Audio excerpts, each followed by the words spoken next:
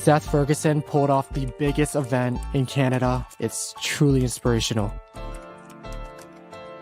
You've already put the time, the effort, the sweat, the blood, the tears into making this content. This is the type of impact. Is everybody ready to make some money? Woo! And Seth was absolutely right when he said, thought leaders, and it's been a really powerful couple of days. I admire Seth's passion and willingness to help and share what he's actually using. I know that the people that he surrounds himself with are strong, so his network can support me. Seth is a very inspiring person to look up to. I really came to kind of capitalize on my skill set of raising capital. I think Seth really did a good job. I think he gave away so much intellectual property that he uses in his business, right? I've been watching Seth. I think he's a really good operator. He knows what he's doing. He's built a great team. And, I've been to the multi-family conference here too, so I think he's consistent with what he's doing. And, some of that stuff I'm looking forward to, applying it right away on Monday.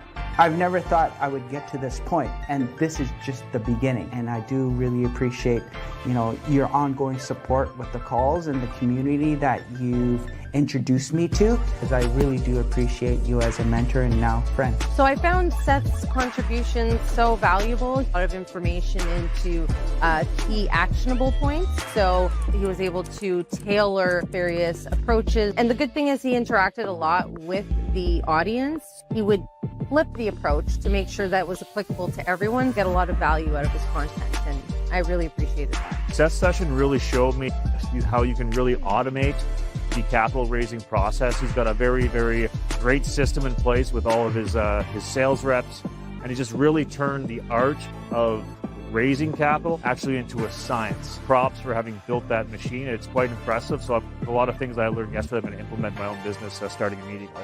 Seth Ferguson is an extremely beautiful man.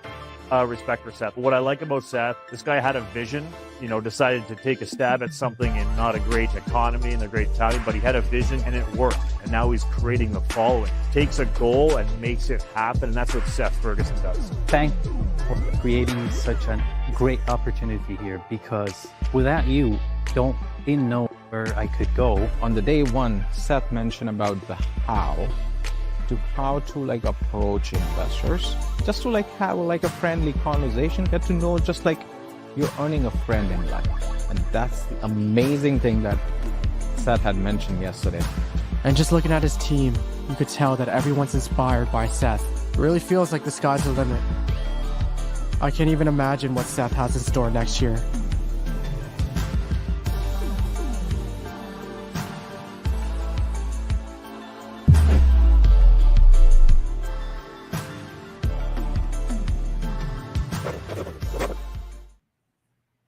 Good evening to my EST viewers. Good afternoon to everybody on the West Coast. Really looking forward to the next hour and a bit with you because the entire focus on this session, this live stream, this web class, whatever you want to call it, is on building a high intent customer attraction system. This is the pinnacle. This is the linchpin, the keystone of building any successful business. Because let me tell you, I have over the years, I started off selling painting jobs to homeowners, door knocking every single day, all the way through selling real estate to now, selling investment opportunities in apartment buildings, and now, high ticket consulting packages with our event consulting company, and also scaling my conference. Let me tell you, if you don't have the right intent in terms of the leads you're generating, you are just going to spin your wheels over and over and over again. Because it's kind of, I remember way back when I first started in sales, and I thought I was generating good quality leads. I was not. I was generating tire kickers.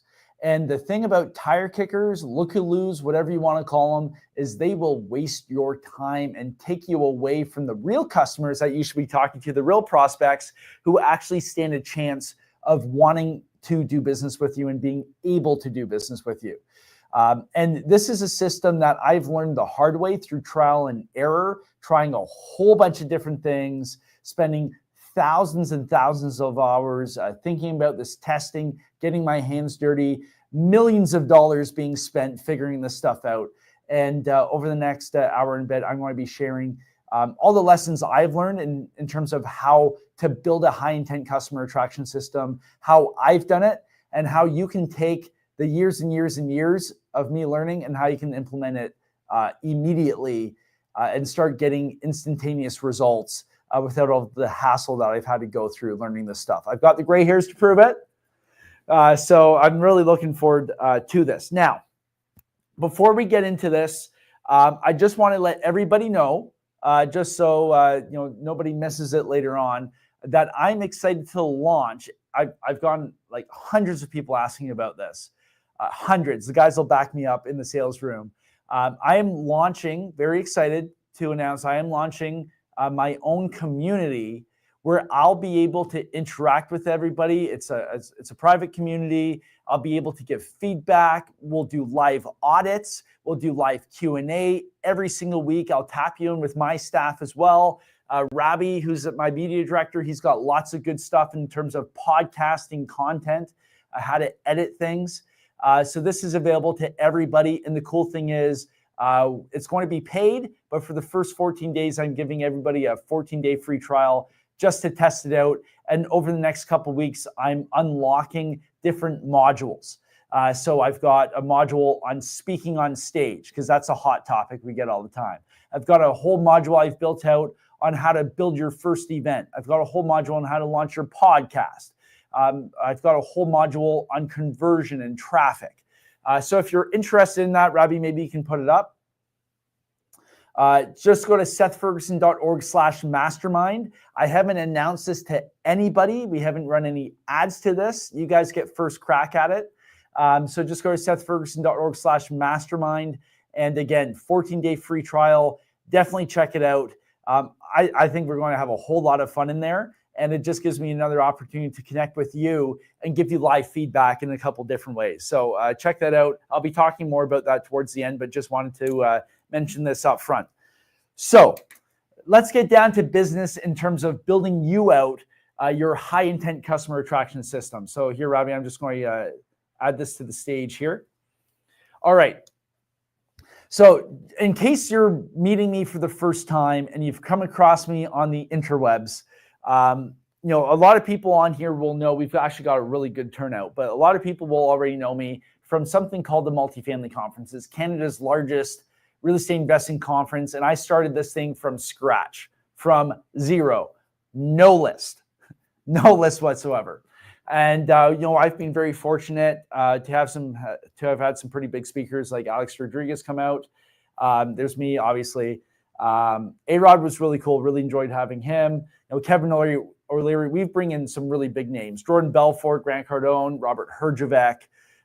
We attract a lot of stuff. So that's a big event that I run. And we also run smaller workshops, mini conferences throughout the year on various topics, from raising capital to marketing and branding to lead gen, testing headlines, the full spectrum. I actually have a lot of fun doing these. And to be honest, I kind of like doing the smaller workshops more because, number one, they're less stressful, but number two, I get to have a lot more one-on-one interaction with the audience. With the big conference that we run, I'm in my own little bubble and I get moved from place to place. With the smaller workshops, we'll run them, 100 people, sometimes there are 300 people, depending on the time of year and the content we're doing. I really enjoy doing those.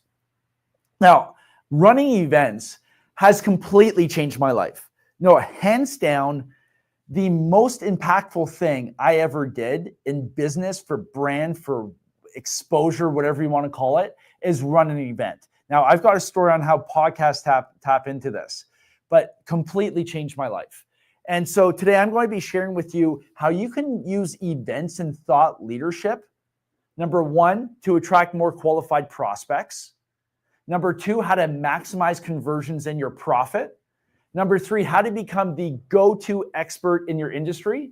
And this all starts, let me take you back to this guy in the beater shirt and the dirt. So way back when I first dipped my toes into this online marketing space, everybody was talking about running webinars, doing these webinars all over the place. And so here I am. I'm like, you know what? I'm going to run a webinar on real estate investing because I'd been doing real estate investing. I just transitioned over to multifamily. So I thought I had the great genius idea that I would run a webinar talking about how people could invest in apartment buildings with the idea of, it generating leads and exposure for me. And then I would have people to talk to. So I launched this webinar. I run some ads to it. A bunch of people sign up, but nobody shows up except for one guy. And you can probably guess why I have this picture now up here.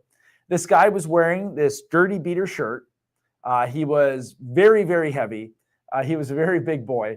And so I start talking and I start running this webinar. And after 5 minutes, this guy gets up, stands up. He's not wearing anything other than tighty-whitey underwear.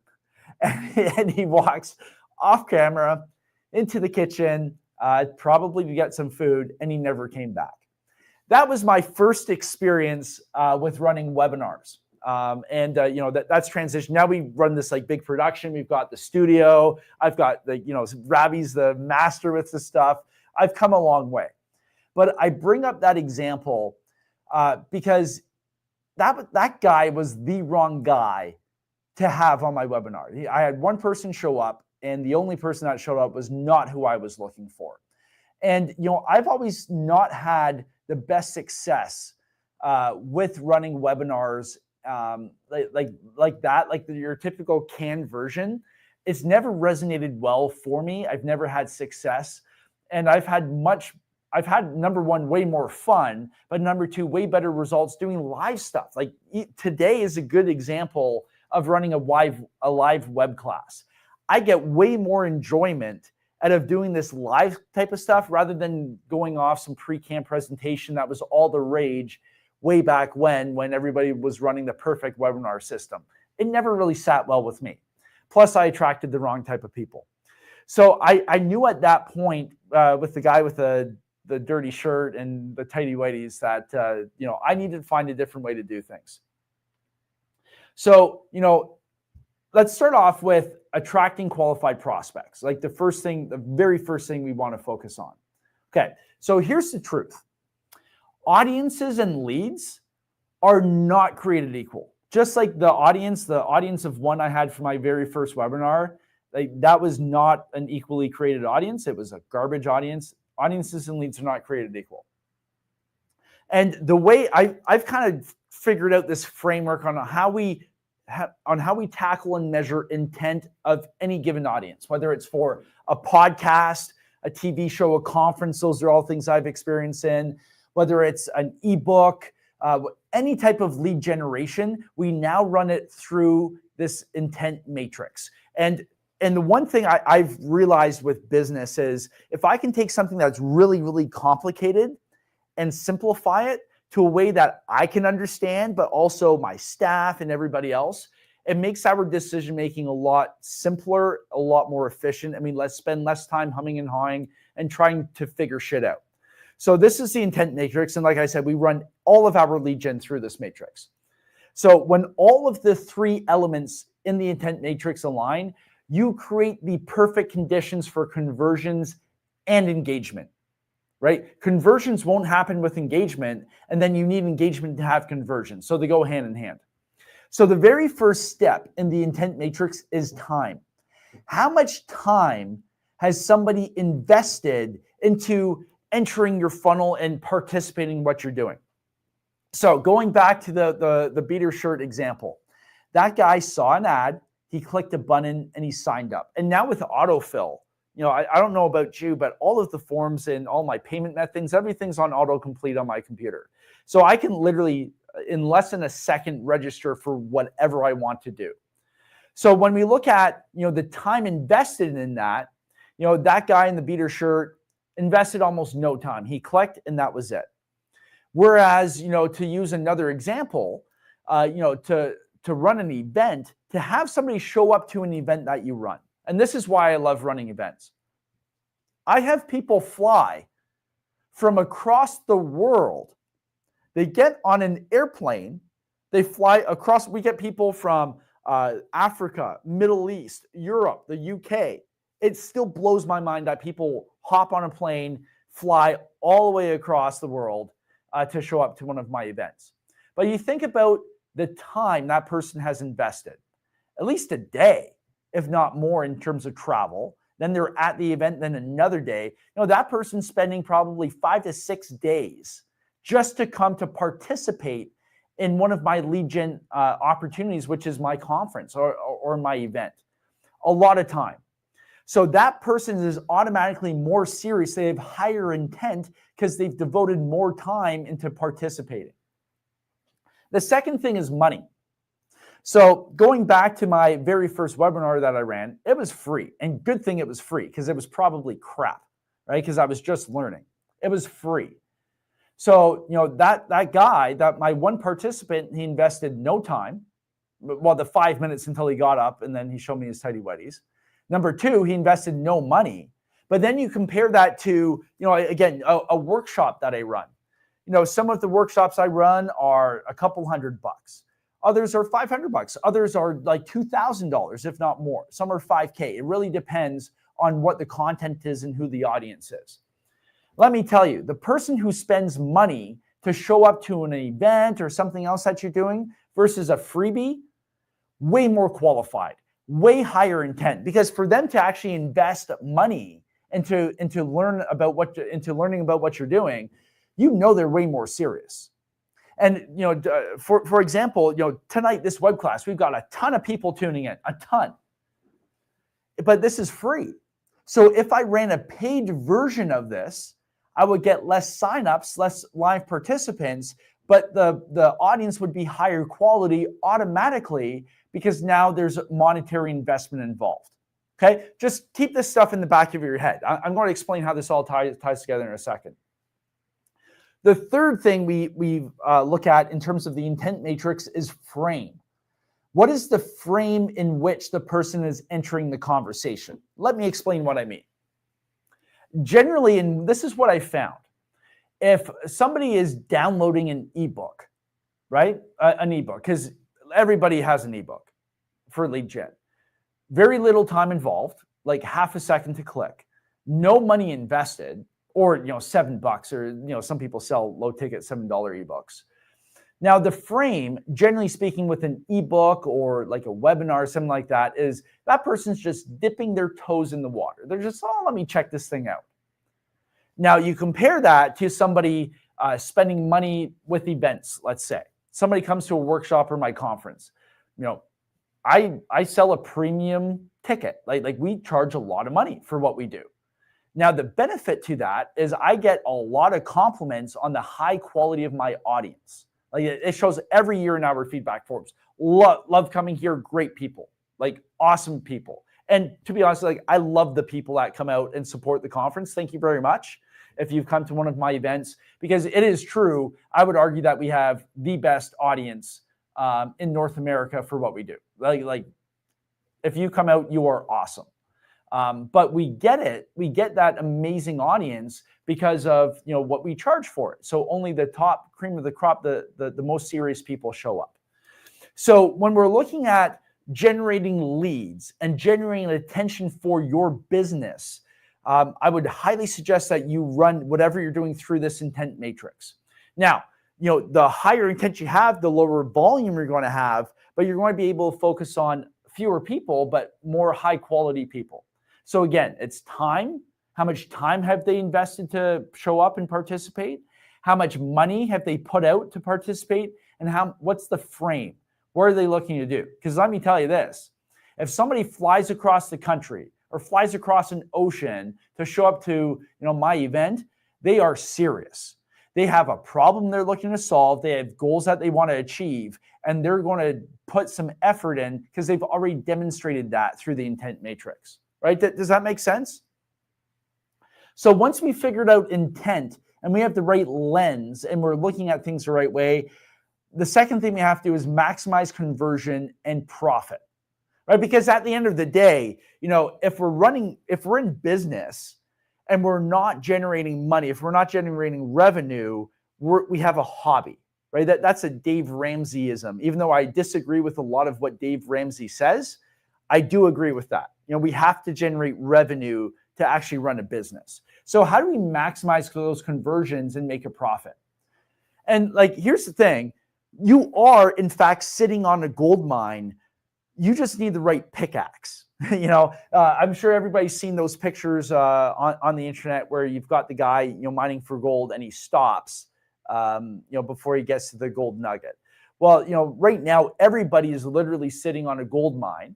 I was for the longest time, I just didn't realize it. We just need the right tool to extract the gold. So just as I run down this list, think about what you have in place right now in your business, in your lead gen.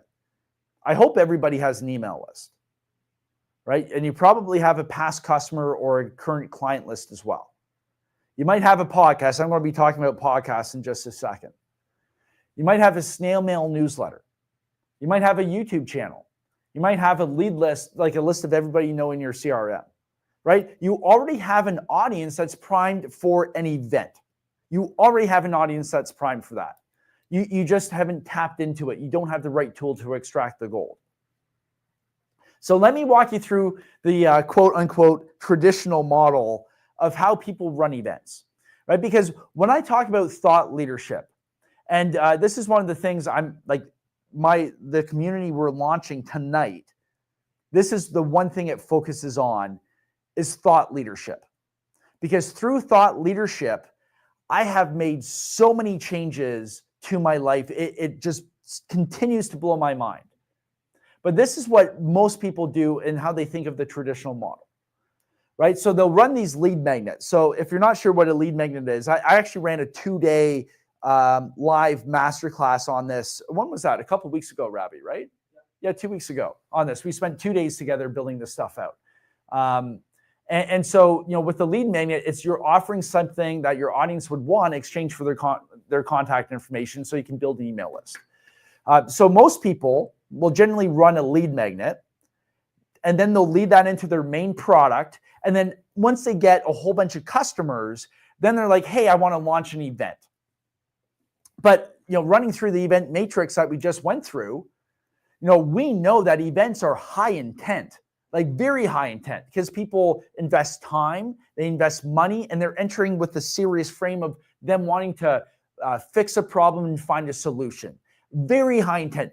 In my opinion, the highest intent audience you will ever have is somebody sitting in your event, listening to you talk on stage. The highest intent without question. This is why I run a whole bunch of workshops and events throughout the year, because I have found it to be the best way to generate high intent customers. Now, it doesn't have to be a 100-person event. It could be a 20-person event. It could be a 50-person event. It could be a 500-person event. I don't care what it is. All I care about is you actually start an event and launch it. Because even if you have 10 people show up, those 10 people are going to be your best leads for the entire year. Hands down. Hands down. The leads we generate through my events and my workshops, totally obliterate any other lead gen type of activity that we do. It obliterates ebooks. It obliterates live streams like this. It obliterates everything we do. So this is why I'm so passionate, and this is why I have a whole section in the community about how you can launch your first event, and then we'll actually help you do it too. We'll be able to provide you feedback and some audits. So this is what most people do. But I attacked this problem and flipped it on its head. So I call this our steroid model of how to leverage events to build your brand and generate high intent leads. So you can tell it's flipped on its head, and we run the event at the top of the funnel. Then we have products and offerings and services, and then we run workshops. Let me break this down for you. Instead of a lead magnet, I use my event, my big conference, as the primary lead driver and generator for my entire business. Every year we generate in excess of 30 and 40,000 leads just for my one conference. It's insane. Think of how many people come through my funnel just because of that. Now, if you're running your first event, maybe you're generating 20 leads. for your first event, or 30, 50 leads, 100 leads. That doesn't matter, because if you do it the right way, as I'm going to walk you through, you're going to be attracting people that have the pain points you can solve and who have the goals that you have solutions for. So you're building a lead list through a high intent mechanism, which is an event. Then, at the event, people will want a percentage of that audience will want to keep working with you. Great. So you can have a way, maybe you run a service, maybe you have a product you sell, whatever it is. Now, stemming from that, if you have a larger audience, maybe you have 100 people show up at your first event, and then people want to do business with you.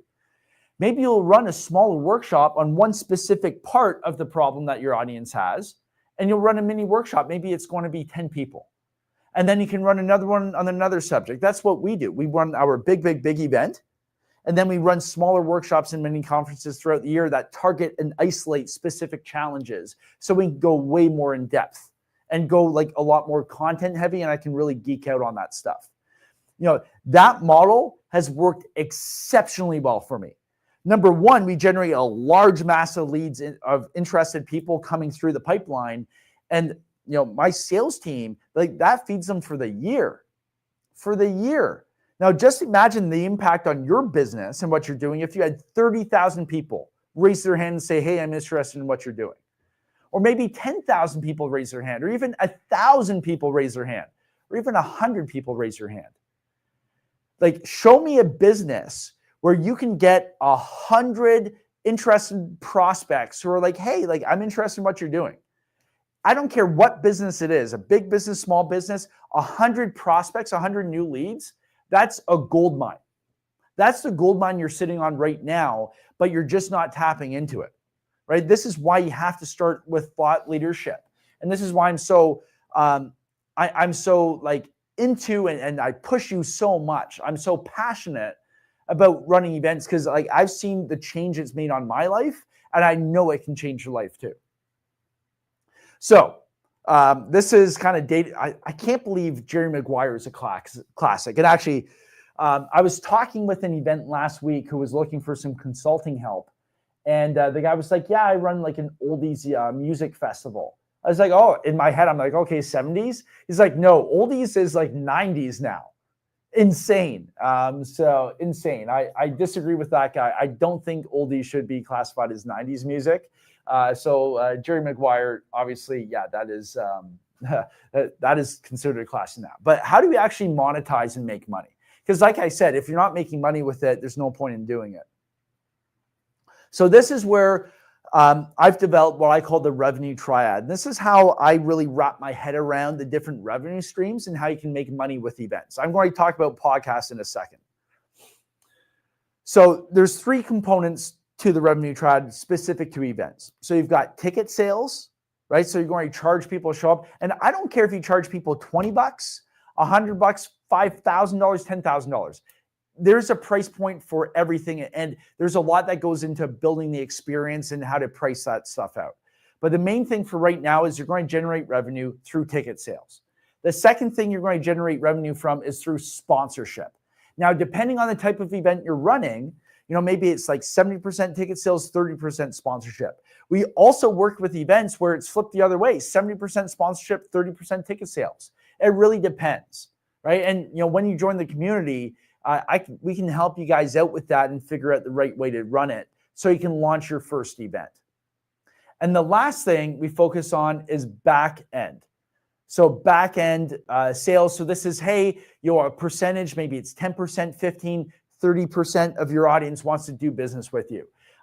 We actually just had a client run an event last month. They sell a $45,000 package and a $100,000 package. So they deal with entrepreneurs and scaling businesses. They converted 10% of the room to one of those packages. They had about 550 people, 600 people, give or take, in the room. That was a multi-million-dollar day for them. That is what you can do when you run events at a high level. Now, starting off with your first one, that should not be your goal. Your goal should be to run your first event, get it off the ground. And you know what? If you have 10 people show up and you do a good job, you're probably going to get 1 or 2 clients out of it, like almost guaranteed. Like, show me another way that you can generate high quality, high intent leads and prospects for your business who've invested the time, who've invested the money, and who are entering the right frame. There's no better way to generate business. And this is why I talk so much about events. And I share about the journey and the impact it's had on my life, because there's nothing that replaces it, right? So for revenue, you got ticket sales, sponsorship, and you've got your back end. That's how you make money with events. So a live audience, and I said this before, will outconvert any other audience you have. I don't care what it is. You could be the master at, online sales, but you put the same people in a live event, they will outperform every single day of the week. And I don't care what type of event it is. Like, we've worked with, fitness events, tech events, entrepreneurship events, women's focused events, mindset events. Like, I could go down the list. Authors, I don't care what it is. You can generate high quality, high intent leads who want to do business with you through an event. Like, let me tell you this, at my big conference, people will walk up to me and they want to do business with me on the spot, whether it's invest in one of my opportunities or whatever it is, on the spot. Why? Because it's high intent. This is why I'm such a big fan of events. Okay. So number 3, become the go-to expert in your industry. This is where thought leadership comes into play. And I'll talk about podcasts once we go through this event section. If you don't do it, somebody else will. So let me tell you a story. I remember when I first launched in the middle of the global shutdown, the pandemic, I launched my conference and everybody thought I was crazy. And yeah, I was pretty crazy because we had here in Canada, we've got people here from Canada and the US. For my American friends up here in Canada, we had lockdowns. We had extended lockdowns. Let me just put it that way. Totally crazy. But once I launched my event, I had, no joke, 5 people get in touch with me saying, "Hey, Seth, I was thinking about doing the same thing. You beat me to it." And I don't care what industry you're in, if you're raising money for deals, if you're raising money for business, if you're doing like coaching, consulting, if you have a service, I don't care what it is. If you don't launch this, somebody else in your space will. Guaranteed. Because I beat people to the punch. I definitely did. And if you're first, you're the winner. And and that's one of the reasons why I was able to scale so quickly and we saw so much growth is because I beat people to the punch. So if you're sitting on an idea and you're like, if you're an expert, a speaker, a coach, author, consultant, and you're not running some type of live event, somebody else is going to beat you to the punch. You have to launch an event. You have to. And, this isn't one of those things where it's like, oh, it's nice to have.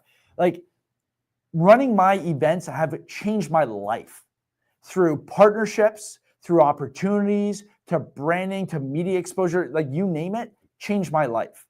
So if you don't do it, somebody else, your competitor is going to beat you to it because they're probably going to tune into this and I'm going to tell them the same thing. So like you owe it to yourself to do it, to launch your first event. If you don't do it, somebody else will.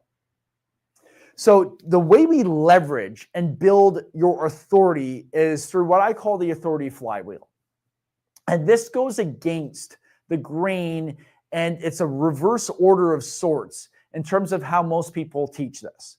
But like I've done it myself. You can see all the events I run and all that stuff. Like I've learned this stuff the hard way. This isn't theory. Like this is learned through my own firsthand experience and all the expensive lessons I've made. So I know this goes against the grain, but like I'll go head to head and argue with anybody who says otherwise, because like this is from my own personal experience. But this is exactly how you leverage events to build your authority. So number 1, you want to create a platform. I'm going to be talking about podcasts in a second, but you have to create a platform, whether it's your live event or your podcast. You have to create a platform. Now, I get it. A lot of people. And I just partnered on a workshop where it's like, yeah, you want to leverage other people's like platforms. There is no comparison to going on somebody else's stage or somebody else's podcast and owning the platform yourself. And the reason why owning the platform is it's such a better way to do things is, number one, you control the message, you control the offer, you control the audience. Like, you're not sharing with anybody. And like, to give you an example, I hosted a cable TV show for a number of years. And even though I was driving the content and I was the face, behind it and everything, the producers and, the producers, they had their opinions. And sometimes I would want to go in a certain direction about the show. And then they would say, hey, Seth, like, we can't do that. Oh, well, why not? Well, because we feel this way. Well, fair enough. They were footing the bill, but I was kind of under the thumb. I didn't have control. You go on somebody else's stage, they're going to have all these requirements. Like, I know because I bring other people on my stage and I tell them what they can and can't do, because I know what works and what doesn't work for my audience. But for that reason, you are far better off owning your platform, because with that platform, now you can leverage it. It's an asset, and now you can move it and do all sorts of stuff. If you're just relying on other people to bring you on, there's no ownership. You're basically begging to have other people have you on, which isn't, in my opinion, the best way to do it. Now, do I do both? 100%. I was just in Kansas with Robbie, 2 weeks ago? We had some good barbecue. I've got another event I'm speaking at coming up. I get invited to speak on stage at other events. People pay me to speak. I still do that, but the core of our thought leadership is owning the platform, right? And we own a number of different platforms that we use for it. Then the next thing we're going to do, once you've identified the platform and you've created it, you want to borrow authority. So one of the best things I ever did was, in my first year with my event, is I went out and I got Kevin O'Leary on board, because I borrowed Kevin O'Leary's authority. Everybody knows him from Shark Tank. And right now he's on a media tear with the US election and everything. He's on a tear. He's got some really good sound bites. He's a well-known personality. Because I had him on board, that automatically raised my status and my authority and my influence. And that helped me get people to the event. Now, not everybody's going to have the budget or the ability to get Kevin O'Leary. Fair enough. But there are people in any space who you can borrow authority from. They don't have to be a huge celebrity. Maybe you're running a smaller event. Maybe it's your first one, and you're going to bring on, maybe you want to have 30 people show up, but you want 30 high quality people. You run it through the intent matrix. Yeah, they're investing time, money, and they're entering in through the right frame. Well, maybe you're going to invite an author who's just published a book on the subject. You can find them on Amazon. If you have a book, people perceive you as being an authority. You're going to invite that author. And maybe you can interview that author at your event. It's not going to cost you $1 million. And here's a secret too, free advice. Offer to buy 20 copies of that author's book, and they probably won't charge you to show up and speak, because the author wants to sell books. That applies if you have 20 people in the audience, or if you have 50 or 100 or 1,000 people in the audience. Right now, real talk, I'm talking with a speaker who I really, really, really want. Don't tell him that, but I really want him at my event. I'm offering to buy 1,000 copies of his book, because that's what, that's going to help get him to my event. So I still use it at the level we're at now with our conferences. But yeah, you want to borrow authority, because if you're just starting out and you're breaking into your industry, you don't have a ton of track record or authority. But if you're interviewing an expert in the space, well, your authority almost automatically goes up, and now you're borrowing that authority. Then you want to build an audience. So this is where I diverge from most people.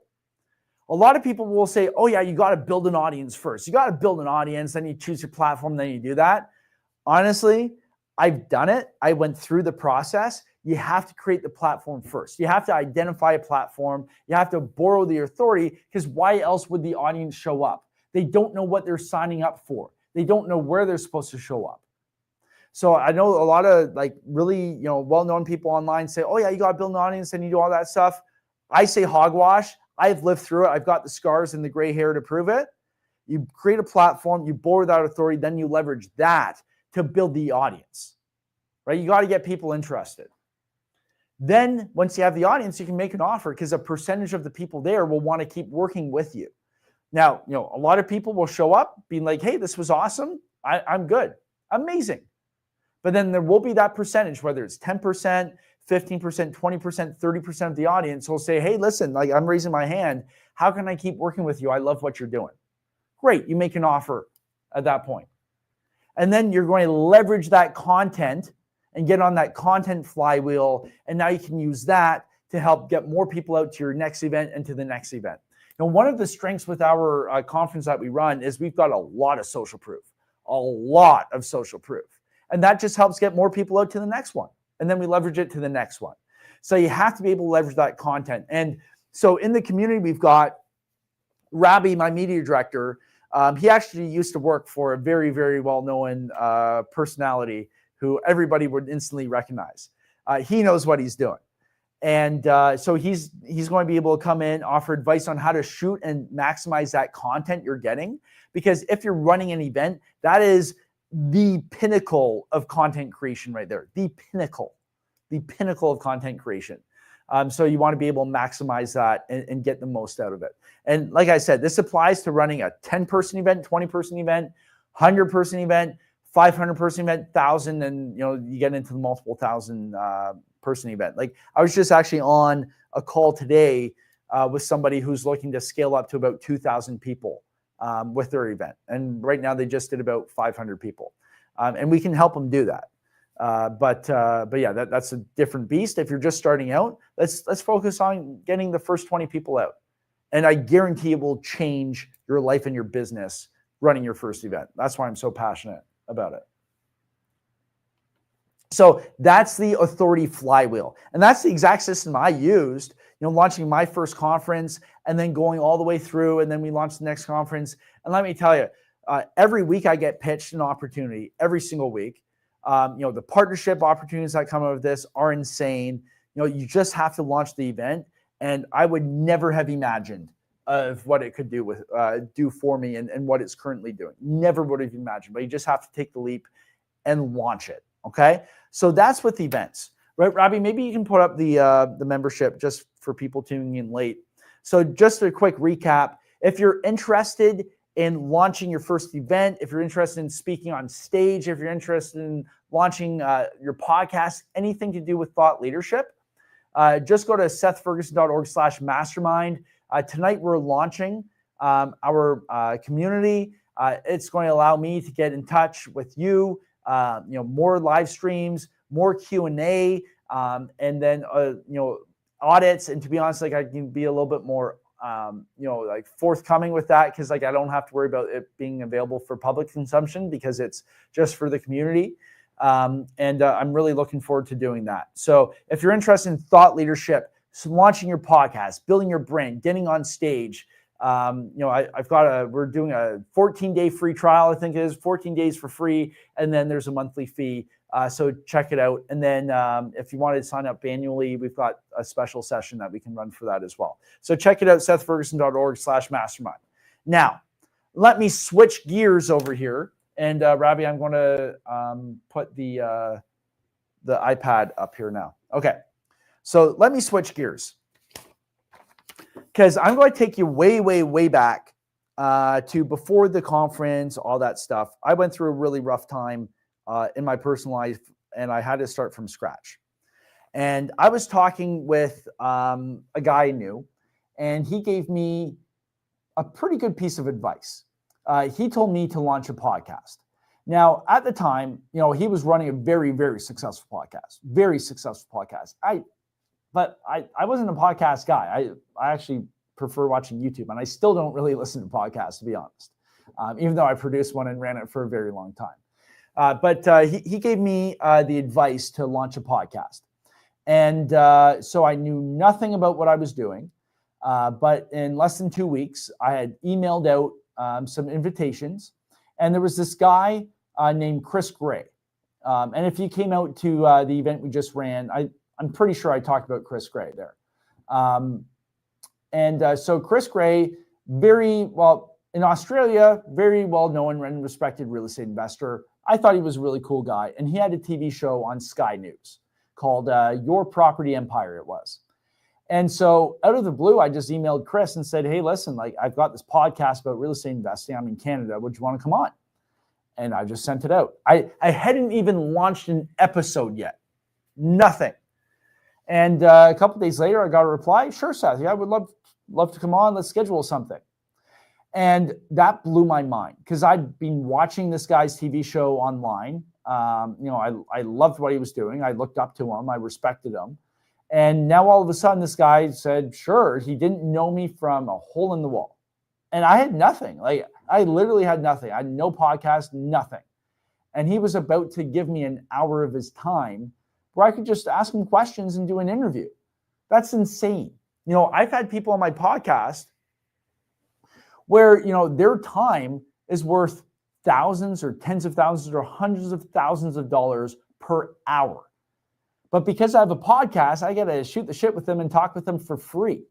That's the cool thing about podcasts. And I'm going somewhere with this story. So I launched this podcast and I learned the lesson that, if you just ask, you're probably going to get some yeses. Obviously you're going to get some no's, but within those no's, there's going to be some yeses. And those yeses can change everything for you.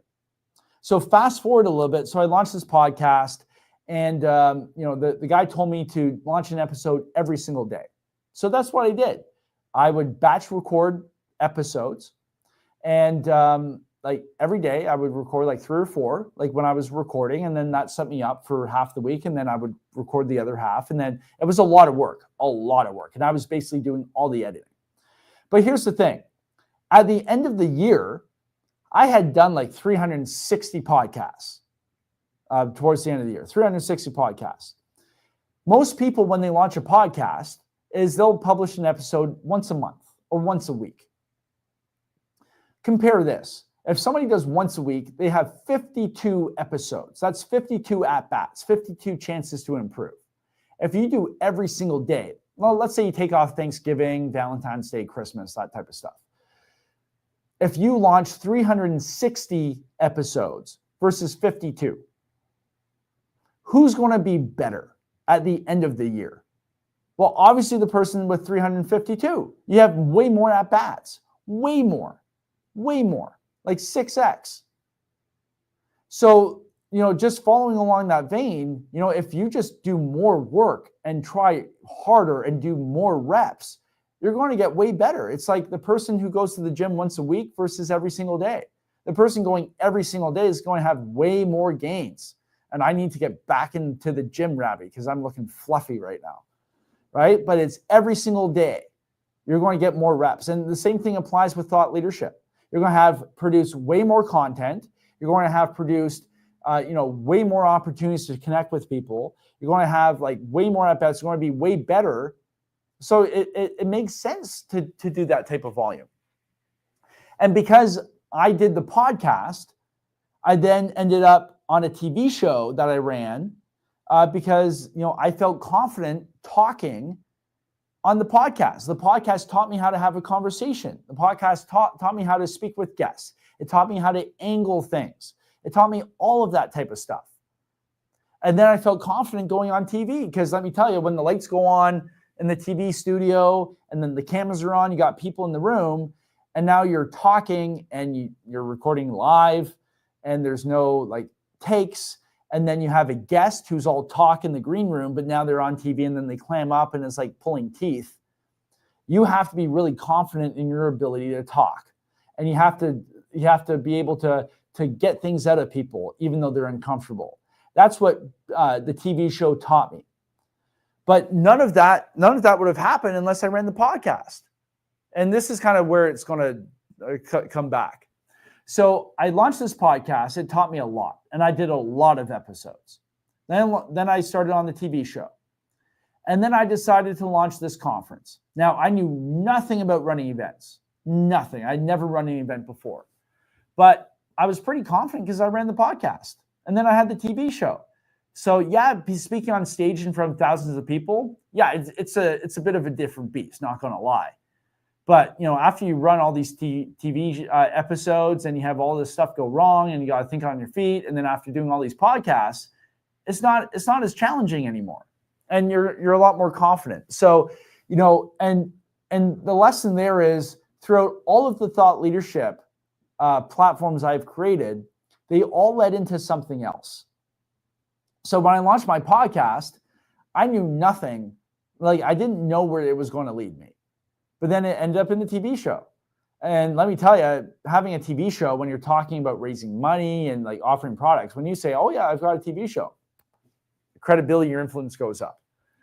And then, from the TV show, run the conference. And then, now I can say I run the largest conference in the country for my industry. And that's pretty cool too. And now I get to call people and they listen to me because I have the platform. If I just relied on borrowing other people's platforms, I wouldn't be able to say that, and I wouldn't have the power. Because when I call up people, I can't drop names just yet, but we're going to be making some announcements early next year. But so when I call up people and say, hey, listen, Seth Ferguson calling, and they're like, oh yeah, blah, blah, blah, nice to meet you. I heard about your conference. Oh yeah, and I tell them about it. I've got their full attention. Just like with the podcast. If you have a podcast and you can say, oh yeah, I've recorded over 400 episodes. I've recorded 300 episodes, 200 episodes, 100 episodes. That's a lot of work. You're going to instantly earn respect.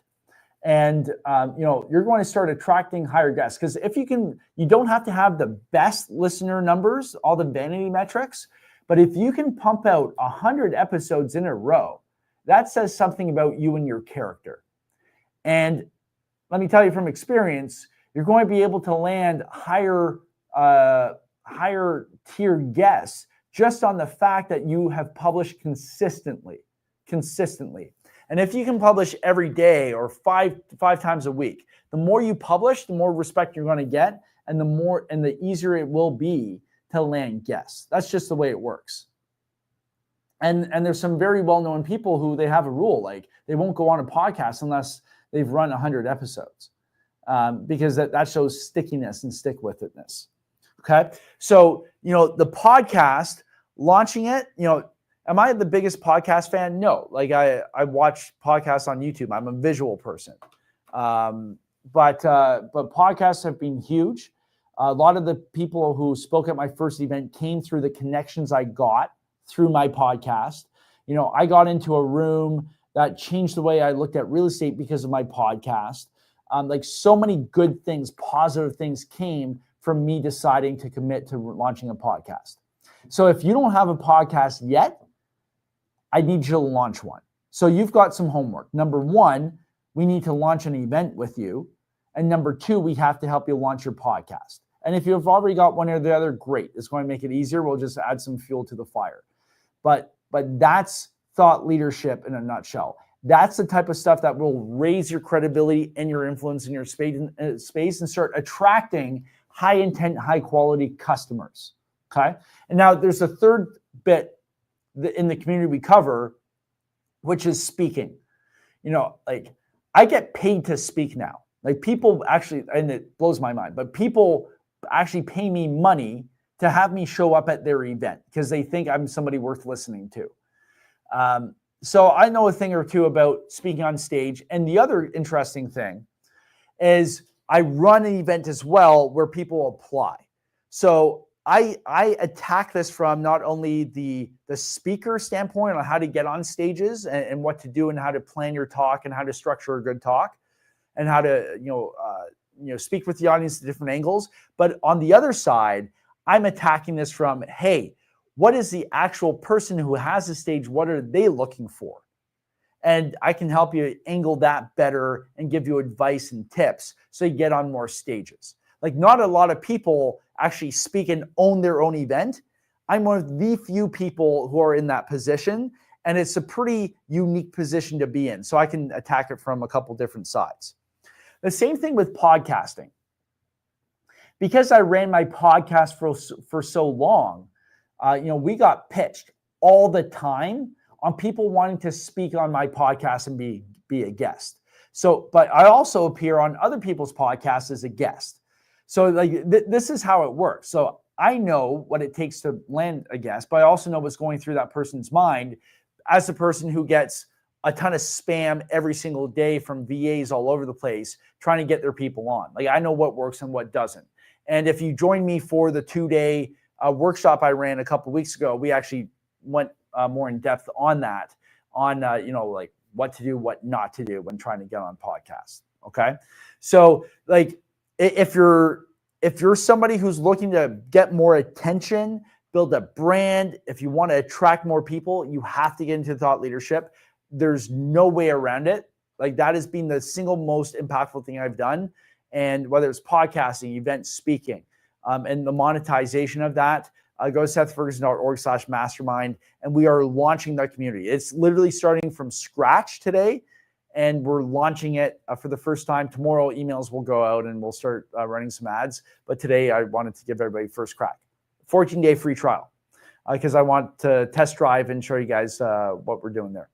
Now, the question is, how do we monetize and how do we create things from thought leadership platforms? And I'm going to share probably the stupidest mistake in retrospect that I made when it came to maximizing audiences and taking advantage of platforms that I created.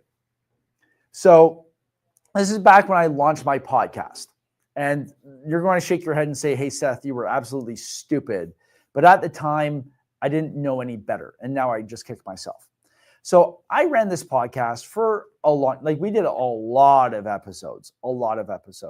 And, our listenership was actually pretty good. It was growing.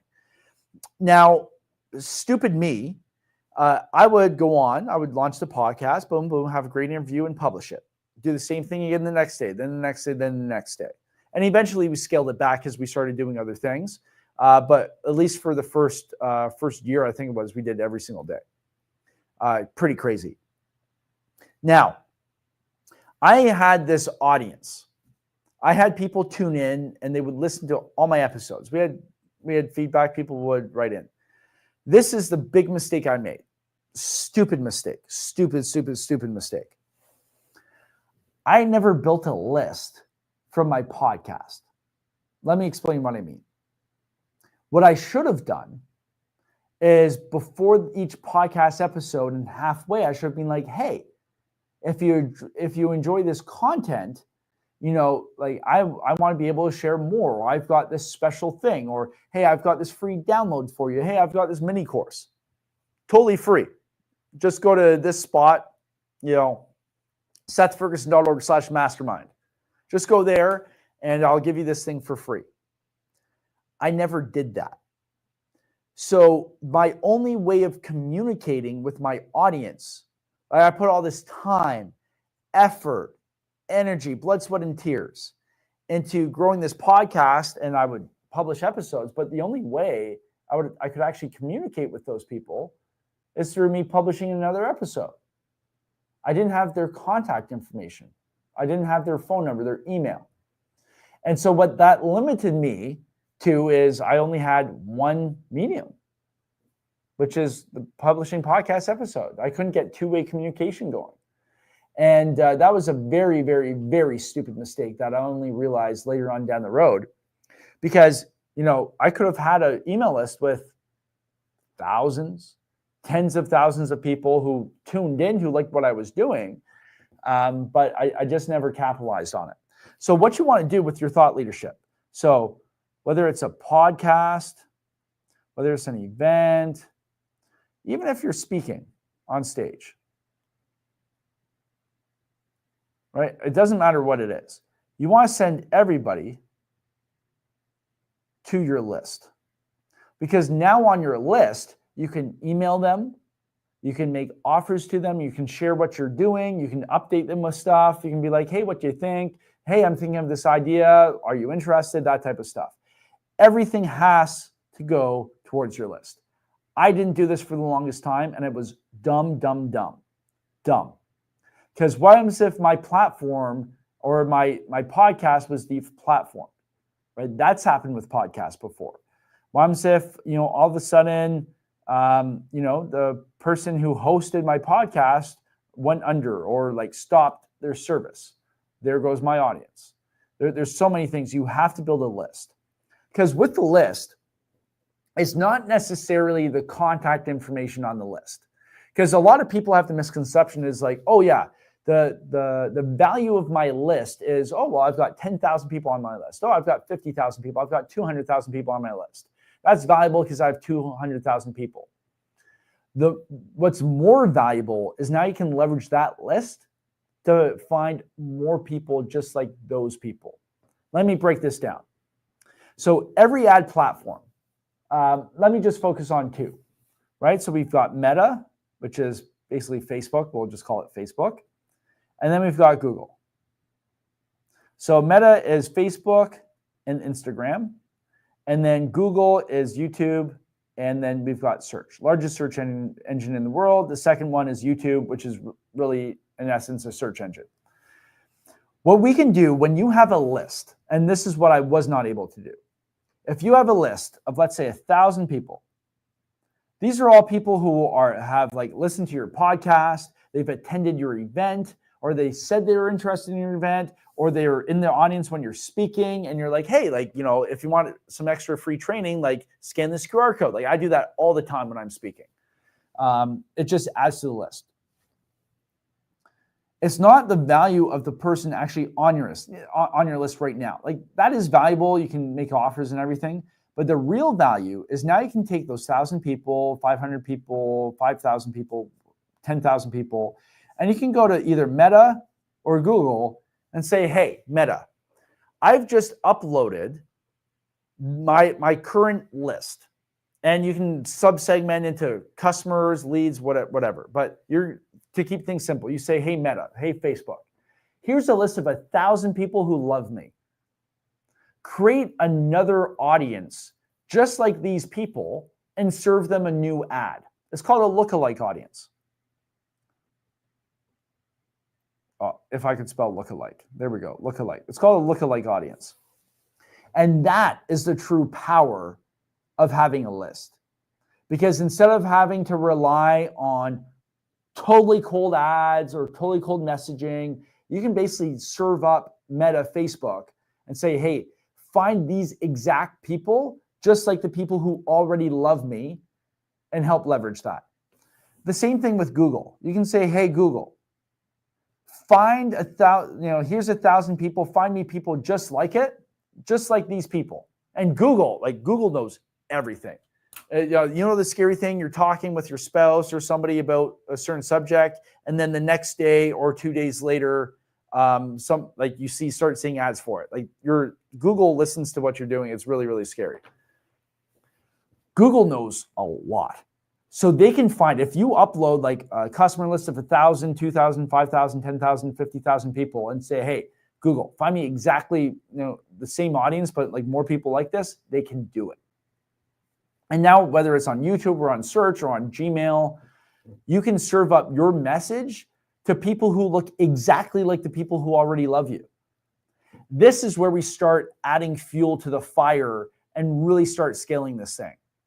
The list, the thought leadership, it starts. All right. So here, let me draw this out. And this is the true power and the scalability of thought leadership if you do it the right way. So you've got your platform, right? You're going to generate content. You're going to then use that content to create a list of people who love you. You're then going to use that list and go to the platform and say, hey, listen, find me people exactly like this, serve them this message. Great. And then from those ads, and you're going to add new people to that list. And guess what? You're going to use the same content that you use to nurture that list and bring people to your platform. And then it just repeats over and over and over and over again. This is how you grow a list of like hundreds of thousands of people. This is how you have $1 million days or multi-million-dollar days at events. This is how the top people in the business make money, right? This is how it's done. You create your platform, you generate content. You use that content, create a list. You use that list to go to the platforms to say, hey, find me more people exactly like that. Then you serve them messages and ads and more content created from the platform, and then you're going to add them to another platform. So maybe you run a podcast, boom, boom, boom, boom, boom, use that, and then you create a second platform, which is your event. And then you bring everybody from your podcast listening virtually and bring them in person. And that just cycles. And then there are a lot more high intent. Now you have multiple audiences. You've got your podcast audience who's virtual, but then you're going to sub-segment to the people who actually show up to your live event. And we know through the high intent matrix that the people who show up to your high event or your in-person event are higher intent. You're going to be able to monetize more.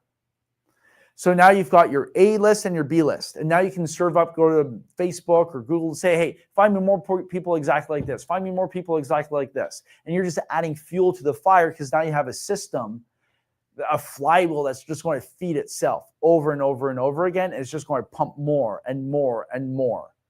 And that's how you end up going from like somebody like me being like totally starting from scratch to now like everything that's happened, right? Like totally life-changing stuff. Like this is how you use it and just go over and over and over again. I mean, adding fuel and fuel and fuel to a fire over and over, okay? So this is why we have to create a thought leadership platform. This is why like you have to join my community so I can actually help you do this stuff. I got everything built out and we're going to be releasing modules all the way through just to make sure we're focused on one. And then we're going to have intensives periodically, but we'll have like a sprint, like a 5-day sprint just on one specific topic. So if you're interested in that, just go to sethferguson.org/mastermind. Now, once we've generated the list, we have to be able to nurture, right? And a couple of weeks ago, I spent more time on the follow-up sequences. So I've sent millions of emails at this point, to lists. And I've made a lot of mistakes and I've done things and I've figured out things that work really, really well. With your list and everything, the power it gives you is if you're able to generate or collect somebody's first name, so Seth, last name Ferguson, right? If you're able to get their phone number and if you're able to get their email address. And there's other things you can collect too through IPs and everything, but let's just keep it simple. If you're able to get name and contact info from people, you have probably the most powerful thing you can use because you've got a phone, you've got an email. Now you can start communicating with them. Now this is what happens. A lot of people, they get a list and they just spam, spam, spam, spam, spam. That's not what you want to do. You want to lead with value, right? Because, you know, if we always use this example of the iceberg, right? 73% of your audience is not sales ready. What does that mean? Roughly 25%, a quarter of people you interact with are actually able to buy on the spot or who have potential to. Not everybody will, but that's the potential. 3/4 are not sales ready. So you have to nurture them. How do you do that? Well, if you don't have a list, you can't nurture them. But when you do have a list, you're able to do stuff. Just like this live web class. Like I sent this out to specific people on my list who I want to nurture and communicate with. Because, you know, maybe you're in like a high audience for me that is you know, a frequent contributor to my events and stuff like that. Maybe you're somebody I'm nurturing. Like there's many different audiences we sent this invite out to for this web class. And the reason I do this stuff is number one, to like attract new people to build my list. But number two, the reason I do this is to stay top of mind and deliver value. So, you know, I recognize that 3/4 of people in my list are not sales ready. But that's okay, because over the next 12 months, more and more of that list will become sales ready. And if I'm leading with value and educating and helping you out now, by the time you are in a position to be sales ready, it's a much warmer sale. Like, you know me, you know what I can do, you know my thoughts on stuff, you know my track record. So you can say, hey, Seth, like, I've been following you for the past year and a half. I love what you're doing. Like, I want to do this with you now. Great. Right? But we just have to understand most people are not sales ready. So we have to build that list. Because if you don't have the list, you're just relying on ads all the time. You're just relying on somebody just downloading your podcast like I did.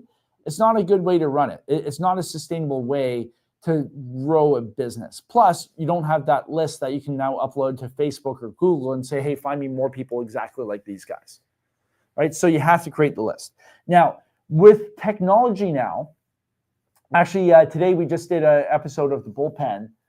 So if you're interested, every single Tuesday at 12 Eastern, I go live talking about, just sales lessons I've learned, systems we implement.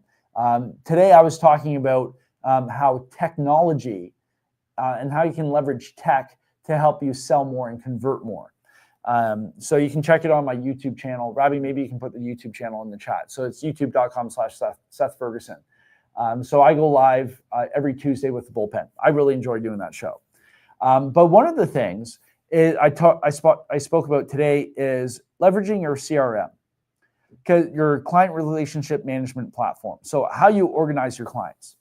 Because what you can do, and this did not exist years ago, but now what you can do, if somebody comes in to your list, you can email them and say, hey, listen, thanks for joining my list. Do you want this other thing, like this other item of value? And if they just hit reply, just reply back book, and I'll send you a copy of my book, or reply back training to send another free training. And now in their CRM, your CRM will recognize, hey, this person replied, you can tag them. So now you can segment your list into all your replies, which is obviously going to be a more serious audience than people who just ghosted you. And now you can use that list to go to Facebook and be like, hey, find more people exactly like this, so you can be a little bit more narrowed down. But also it helps your email, your IP health, and all that stuff as well. So you can send that type of automation, and almost every CRM will do that for you now. It's really, really cool. The second thing you can do is now you can send SMS. So it's like, hey, thanks for downloading my my whatever. Thanks for downloading this, whatever it is, or hey, thanks for coming out to my event. Thanks for downloading my free training when I was on stage, whatever it is.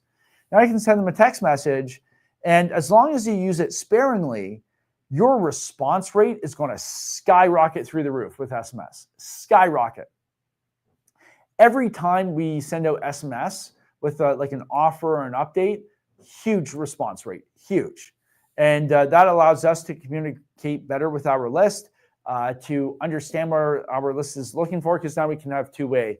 Oh, we've got with CRM tools, there's a bunch out there. HubSpot is really popular. I use Go High Level for our business. Like, we run and we do a lot of volume. We got a lot of contacts, and we use Go High Level. It works well with us. But like HubSpot works really well. That's a well-known space. Salesforce, if you're very sales focused. And here's the thing with CRMs. Like I mentioned this afternoon too. There will never be a CRM that's 100% perfect for what you need to do. Never. But if you can get one that hits 90%, like 9 out of 10 boxes, like that's a win in my books. Okay. So SMS. And the cool thing is you can automate this stuff, and then you can say, hey, if this person replies with this, then do this action. Or hey, if this person opens this email, then do this. So it's going to eliminate a lot of the manual work that goes into it. And then it's going to help you automate, especially if you're just starting out and you're a one-man or a one-woman show. Now, there's a double-edged sword to automation. Just to go off on a little bit of a tangent. With automation, you can automate too much and you start losing things through the crack, because you're dealing with real people. These are real people on the other end, and you can't fit real people into boxes. So we've actually scaled back our automation, and we're being more intensive in terms of staff hours. But I've got the staff now. When I started out, I didn't. So I had to rely more on the crude automations back then. Now it's insane what you can do with AI and all the plugins. But that's what you have to do to maintain your list. But like, you will never go wrong in terms of like sending an email to your list being like, hey, I'm doing this free training. Like, do you want to show up? Or, hey, I've got this free thing. Or, hey, I learned this free lesson. Do you want to learn about, like, let me share this with you. That's a lot of goodwill with your list. And sure, people always unsubscribe, but you know what? If they unsubscribe, they're not going to do business with you anyway. So it's far better to get them off the list. But you won't go wrong being like, hey, like let me help you. Like let me share free stuff with you. If you just hit like pay me, there's a time and a place for that. But if you do that all the time, it's not going to work out. So like I said, this live stream is a good example of that. I'm doing this for free. I shared it with very specific people on my list. And I said, hey, like I'm doing this for free. Let me just share thought leadership and how you can attract high intent customers. And the truth is, it's through thought leadership. So, I've done it through my events. I've done it through my podcast, the TV show, and through speaking on stage. Those are the best ways, without a doubt, of how to generate high intent audiences. And, there's something pretty cool with thought leadership. Now, a lot of people are like, oh, well, I'm not special. I don't have anything worthwhile to talk about. I challenge you on that. Because with thought leadership, you have a niche, like something you specialize in, plus you have your experience. Nobody will ever replicate your niche plus your experience. That's how you create something special and unique. Nobody will ever go through exactly what I went through in my personal life, in business, in all the steps I took, all the lessons I learned, all the mistakes I made. Nobody will ever replicate that exactly. So now if I bring that, my personal experience, to my niche, my subgroup or my subcategory, and I combine the two, that's powerful. So, maybe if you're listening right now and you're like, oh, Seth, well, this is good, but like I have nothing special to talk about. Well, you've lived a life and you've got like something you specialize in. Whether you're brand new in business or you've been around for 20 years, it doesn't matter. You've got a subcategory you can focus on. Same thing for events, podcast speaking. I firmly believe everybody has a keynote speech in them. Everybody does. It's true. Because everybody's had ups and downs and experiences and all that type of stuff. Like, there's lessons in there that will resonate with an audience. The key is just to structure it in a way that's engaging, that is communicating at a high level, and that's going to lead the audience to take whatever action you want them to take. That's the secret to public speaking. And I just actually finished building out the speaking module that's getting released in a couple weeks. It's not the first one that we're releasing, but like I basically show you, like I take you behind the scenes on how I actually map out talks when I'm on stage, because like some speakers, and this is kind of what you'll find too, like some speakers, they'll say the exact same stuff every time they get on stage. I get it, but I like to personalize and talk about different stuff depending on who I'm talking to. So with this specific module, I actually take you behind the scenes of me building out my presentation at an event I just spoke at, starting from scratch, and like me mapping it out and my thought process on like how I like draw it out on the board and how I fill everything in, and then all the different revisions. And then at the end, like that's the end product on what's on stage. And Robbie just actually finished editing the whole talk on stage. And so you'll be able to watch me talk on stage. And then you'll also be able to go back and watch me from like just the ideation of it on like, oh crap, I have to fill an hour worth of time. Like, this is what I have to do. And I get it. Like, everybody's a little bit different. I think the thing I've learned is I tried following some other people. It didn't really quite resonate with me on how they prepare for presentations. So my hope is that, by me sharing what I do in my process, whether you follow it completely or you just, cherry pick and you pick some key things that stand out that can help you, like that's the win in my books. Because, building out, presentations for stage, when I first started, it was pretty daunting. I got inside my head and I tried following a couple other frameworks and it didn't really fit. And that's why I'm sharing what I'm doing now. So you can actually follow the process of me going from crap, I'm talking in a couple of weeks. I need to come up with a presentation to how I build that out. And then you can actually watch the full thing.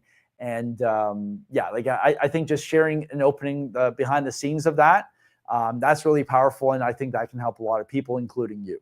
And that's the type of stuff we're doing with the community.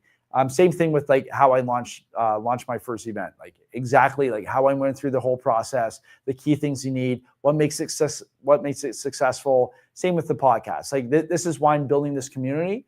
And my goal is to scale it to about 2,000 people. And I think that's a good size. Then we'll kind of close it off.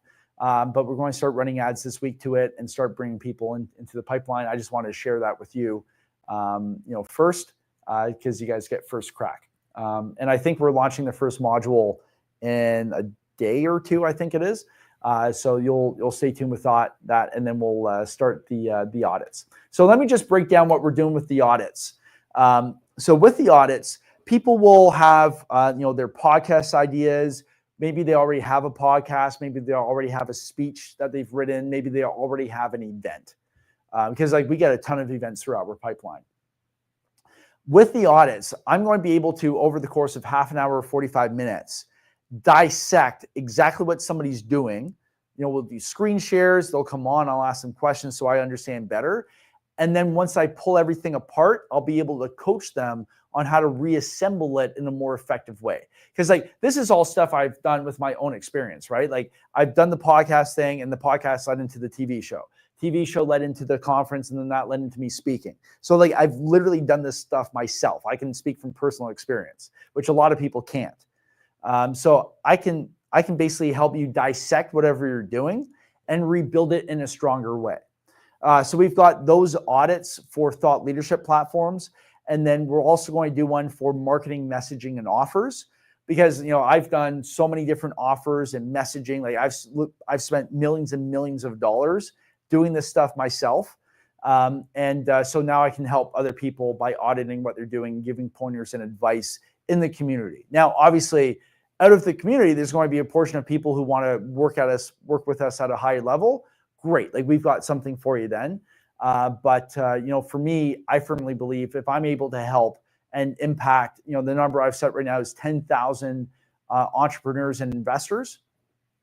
If I can have 10,000 people in the various like levels of our services, or my ultimate goal is to have 10,000 people at one of my live events, which we're working towards right now. I've made a good dent and an impact and helped a lot of people, because I just look at, with my staff at my company, like, they all have families, and, because of what I do, I'm able to support them. But then also the customers we help, all my customers have families and they have things that they do. And so through, thought leadership and all the things we're doing, you add up all the people we've impacted and all the wealth we've created. It's pretty special. And now I'm giving back, and I want to help you do the exact same thing, because it's had such a massive impact on my life and the trajectory that I'm on. Okay. So if you're interested in that community, 14-day free trial, the first module hits, I think it's today or tomorrow. So it's going to be pretty quick. So I want to give you guys first shot with that. Try it out for free for 14 days. Come in, check out the first 2 modules, because like every week we're going to release a new one for the first 4 weeks. Check it out. Come on live. It's going to be smaller crowds to start off, so before the ads really kick up. So it'll give me some time to get to know everybody and give some real personalized one-on-one feedback. And we'll have some fun with it. So check it out, sethferguson.org/mastermind. You have nothing to lose, because it's free for 14 days. So at least come check it out. The first module we're releasing is coming out in a day or two. And then we start the live calls, and it's going to be a whole lot of fun. And I'm really looking forward to it. Check that out, sethferguson.org/mastermind. I hope to see a whole bunch of people in there over the next couple of days. Like we're hitting the list with emails and offers, and then we're starting ads. So I hope this was helpful for you in terms of breaking this down. Obviously, I can go way more in depth in the community because like it's like actual modulated and broken down. But yeah, man, like thought leadership. If you're not running it yourself, you have to run it. It will change your life and change your business. Like so much opportunity will come out of that. Okay, so sethferguson.org/mastermind. Thanks for joining me. This was a whole lot of fun. I really hope you got some good stuff out of this, and I'll see you in the community. All right, talk to you then.